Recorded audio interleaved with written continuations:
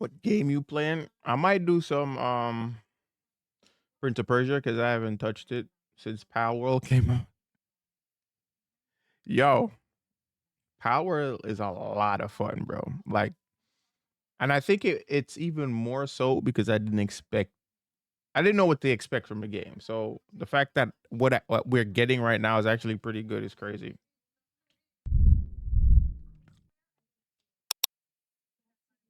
So we're gonna get some Prince of Persia and then probably some Guilty Gear. I don't know. Sorry, I just hey yo, Heartless, what's good? Welcome to the stream. Wagwan. Welcome in, welcome in.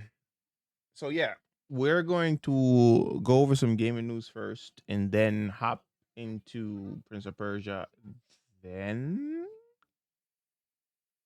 Guilty Gear. We're not. I'm not sure yet. I'm not sure yet. What's good, bro? How are you? Welcome in. All right, this is some crazy shit, bro. Like Microsoft lays off 1,900, bro, staff from the video game workforce. And I think this is probably because of their merger with Activision. Yeah, it said it following the 69 billion acquisition of Activision Blizzard. That is insane, son. Microsoft is cutting 1,900 staff from, or 1,900. That's how y'all say it. Microsoft is cutting 1,900 staff from its video game workforce, sources have told IGN. In a message to staff viewed by IGN, Xbox boss Phil Spencer said Microsoft will provide a full support to those who are impacted during the transition, including severance benefits informed by local employment laws. IGN has asked Microsoft for comment. The layoff comes following the 69 billion acquisition of Call of Duty owner Activision Blizzard and the exit of its controversial former boss Bobby Kotick. Microsoft is currently worth more than 3 trillion, the second company to ever break the threshold. Oh shit, that's crazy. That's crazy, bro. Here's Spencer's memo. So I'm not going to read that goddamn shit cuz I think it's like hella long and shit, but what I noticed with a lot of these layoffs, at the very least, they're providing some kind of severance. I don't know how long this severance package is, but I know Riot, I think they're providing like 6 months worth of severance. So, I mean, at least they have that blanket, bro. But damn, bro, 1,900, bro, that's crazy. That's insane. That sucks, man. But what do you guys notice? Like, I feel like for the past like 3 years, there's been like just a wave of layoffs in the video game industry, bro. A wave. Like last week, we had Riot who laid off what 508 employees. It's nuts, so bro, nuts. And I think because of this, they ended up canceling an entire game too. I think they were working on a game, if I'm not mistaken. Give me a second. Let me check my notes. Cause I have these shits saved, son. Hold up. Yeah, so they did. So the team working on a Blizzard new canceled survival was seemingly gutted amid Xbox mass layoffs. Damn. The dev team is among the 1,900 video game workers laid off by Microsoft. The development team behind Blizzard's new canceled survival game, reportedly called Odyssey, is seemingly among the team dramatically impacted by the layoffs at Microsoft today. Shit. According to According to multiple former team members posting on Twitter, the team is among the 1,900 employees impacted by the mass layoffs at Microsoft Gaming Division, which comes after the company's 69 billion acquisition of Activision Blizzard and the departure of CEO Bobby Kotick last year. Mikey Barra, who announced his decision to leave. Oh yeah, Mikey Barra is also leaving. So, and I think he's been with the company for like 17 years, if I'm not mistaken, announced his decision to leave his position as president of Blizzard Entertainment, previously said by Odyssey development team, doubled in. Wait. previously said that Odyssey's development team doubled in 2022, with plans to grow further. Now the game is not only canceled, but seemingly a significant portion of the team that had been working on it for 6 years has been let go. God damn. IGN has reached out to Xbox for clarification on how much of the team was impacted.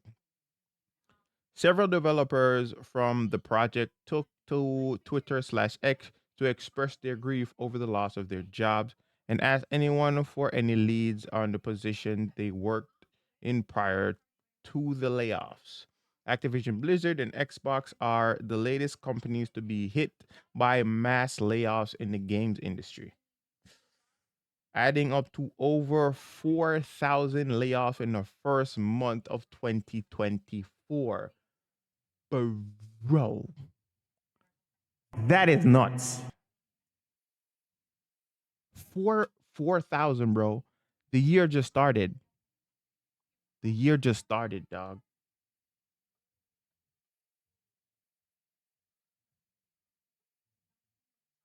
Shit.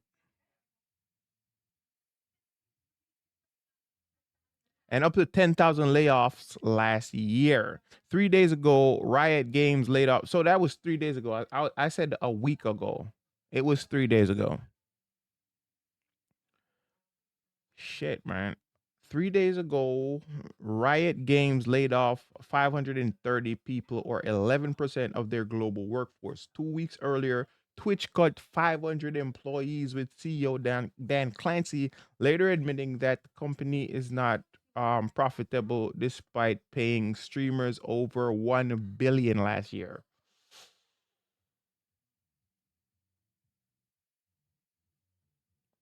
So wait a minute, I'm kind of confused. So if they're not profitable, how are they now doing a partner plus program, or a plus program rather? Twitch is now offering a new plus program, which will give, it's like, I think there's tiers now. So within that tier, I think tier one is what we have right now. Tier two would be I think 60-40 split, if I'm not mistaken, because right now we're at 50-50. And then the tier after that would be a 60-40. And then after that, which would be the top tier, you'd be a 70-30 split. Um, I have to look more into it. Let me just Google that real quick, because I don't want to lie.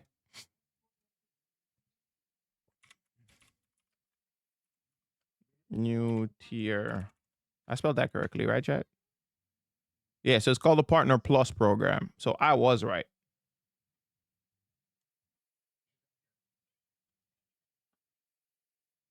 Twitch announces a 60-40 revenue split to expand Plus program. All right. Twitch monetization head breaks it down. All right. Twitch is introducing a new tier to its premium revenue share program, currently known as the Partner Plus program. That would grant a 60-40 revenue split and has lower qualification requirements than the existing tier, expanding access to smaller creators. The program, launching in May, will be open to both affiliates and partners and is rebranding as the Plus program. The Amazon owned company also announced that effective Wednesday, it will lift the 100,000 annual cap on the 70-30 split for qualifying partners. Under the existing program, Partner Plus streamers receive 70% of their first 100,000 net subscription revenue, and then 50% of any revenue after that. Oh, okay. I was kind of shady on the whole thing. So it's only up to, so they get a 70-30 split up to the first 100,000. That's still a lot, bro.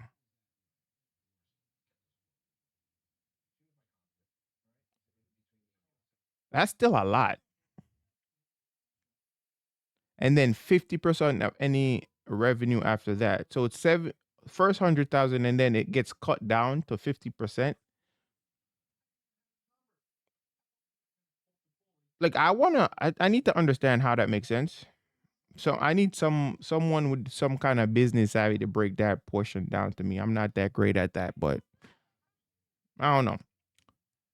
In a blog post, Twitch acknowledged that the cap limited the earnings and growth opportunities for streamers and served as uh, disinsensitive. Disinsensitive. Did I say that correctly? We'll figure it out. That's a new word though. Disinsensitive. Let's Google that shit, bro. We learning today. Disinsensitive. I'm gonna see if I can use that in a sentence at some point this week. A factor, especially a financial disadvantage, that tends to discourage people from doing something. Okay. Disinsensitive. Oh shit. I just learned a new word today, y'all.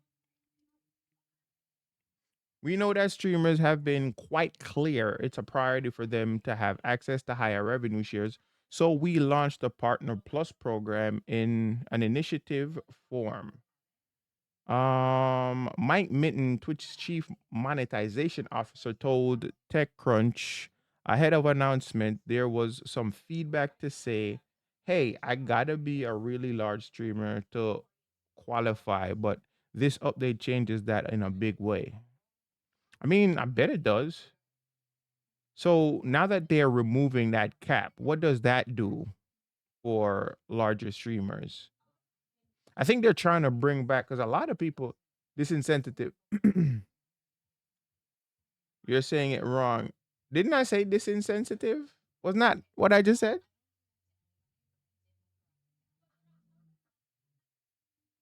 Disincentive. Oh, heartless. There you go. See, that's why you're here. And I looked at the word and I said it again. Yeah, I got it, heartless. I got it. um, yeah, but what does that mean for our larger streamers? Does it make it? I guess it's more streamer friendly now. Is that what we're going for now? Are there? I think Twitch is going for a big like overhaul and a rebrand to some extent because I feel like for the past like 3 years that was the big conversation. Twitch wasn't really streamer friendly because of the policies they kind of put in place. But since Dan Clancy took over, bro, I feel like there's a lot of shifts happening that a lot of people are happy about.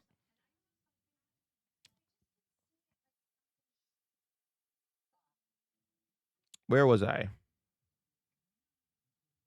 Oh, the update not only lowers the qualification criteria for the 70-30 split, but also establishes an intermediate tier so that the streamers have a clear path forward. To qualify for the new 60-40 revenue split, streamers must maintain 100 plus points for 3 consecutive months. The update also lowers the requirements to qualify for the 70-30 split from 350 plus points to 300 plus points. Each paid monthly subscription counts towards the points total, but some subscriptions are assigned higher point value than others. These are not permanent numbers and will continue to work to serve the needs of the community by changing them in the future, he continued. Okay, so it's they're just kind of like experimenting.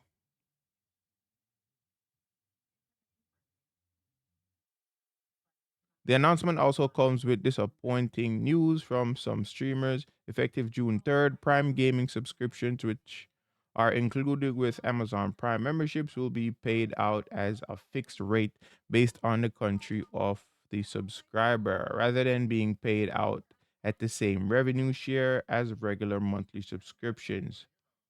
Eh. So it's going to be region based now.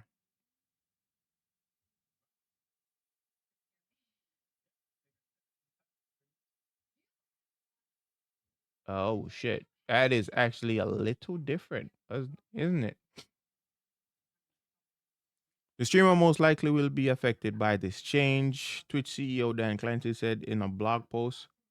are those who qualify. Wait,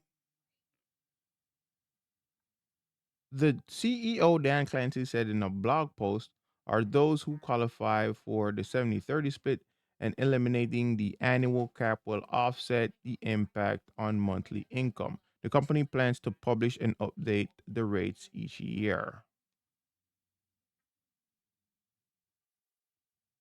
Many streamers argued that the Partner Plus program excludes the majority of creators because the qualification criteria was so high. The program launched after Twitch cut 70/30 sweetheart deal that it had offered individual streamers in favor of prioritizing ad revenue. When the program began rolling out, smaller streamers complained that 350 monthly subscriber minimum was unattainable, especially because gift and prime subscription didn't count towards the deal. Twitch then introduced a point system to account for tiered subscriptions. So that high tiered subscription, which costs more to purchase, are weighted. Oh, okay. So that's why that point system was put in effect. So tier one subscriptions are valued at 1 point. Tier two subscriptions are valued at 2 points. Tier three at three. Okay. Are valued at wait. Tier three subscriptions are valued at 6 points. Although the post program will be open to affiliates qualifying for either tier, doesn't guarantee partner status. Partner must pass Twitch's editorial judgment in addition to meeting viewership requirements, which are based on consistency. All right, that's pretty much it. I'm not going all the way through this shit, but like I said, if the company is not profitable, right, based on what they're saying, how are they now able to offer the 70/30 split or the 60/40 rather? I'm confused. Are they doing this in hopes of like drawing in? Because a lot of big streamers left the platform. So is that an effort to bring them back in? Possibly? Because I feel like with that, that brings a lot of traffic back to the website.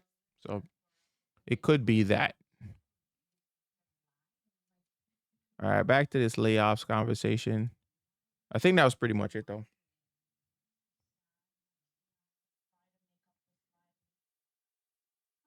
We mentioned Twitch. I don't even know where the Twitch conversation was. That was just a strange tangent to go off on. But anyways, at least we all know now.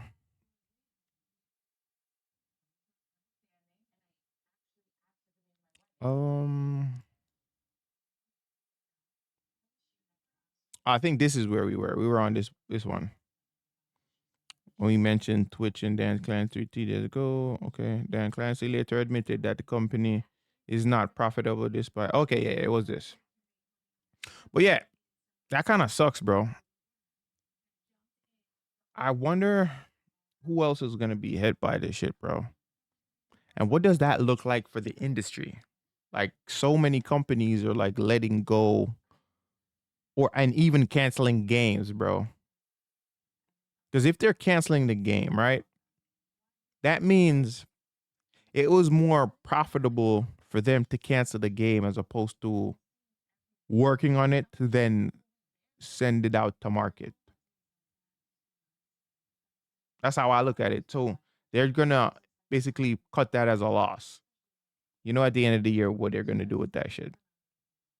Tax write off.